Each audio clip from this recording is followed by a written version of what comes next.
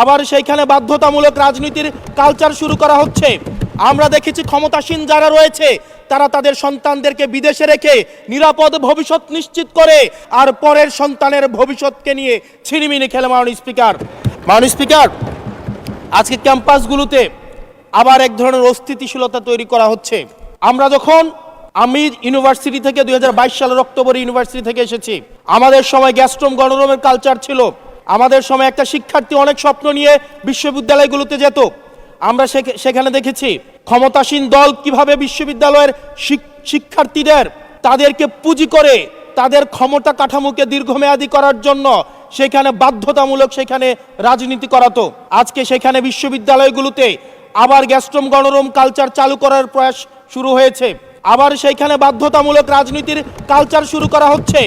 আমরা দেখেছি ক্ষমতাসীন যারা রয়েছে তারা তাদের সন্তানদেরকে বিদেশে রেখে নিরাপদ ভবিষ্যৎ নিশ্চিত করে আর মধ্যবিত্ত সন্তানরা যাদের বাবা মায়েরা কলকারখানায় কাজ করে, যাদের বাবারা রেমিটেন্স যোদ্ধা, যাদের বাবারা কষ্ট করে তাদের সন্তানদেরকে বিশ্ববিদ্যালয়ে পাঠায়, তাদের সন্তানদেরকে ক্ষমতালোভী রাজনীতিবিদরা তাদের সন্তানদেরকে ব্যবহার করে তাদের ক্যারিয়ারে ঝুঁকিতে ফেলে তাদের গদি বা পাটাতন শক্ত করার জন্য নিজের সন্তানের ভবিষ্যৎকে বিদেশে রেখে নিরাপদে রাখে আর পরের সন্তানের ভবিষ্যৎকে নিয়ে ছিনিমিনি খেলে। মাননীয় স্পিকার, আমরা এই সংস্কৃতির পরিবর্তন চাই।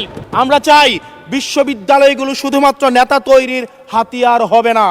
এই বিশ্ববিদ্যালয়গুলো গবেষণা, বিশ্ববিদ্যালয়গুলো পাঠচর্চা, বিশ্ববিদ্যালয়গুলো সেখানে এক ধরনের মনস্তাত্ত্বিক সমৃদ্ধি এবং সেখানে আমরা যেখানে গবেষণা হবে সেখানে আমরা বিশ্ববিদ্যালয়গুলো থেকে বুদ্ধিজীবী গবেষক আমরা বাংলাদেশকে এবং জাতিকে উপহার দিতে পারবো।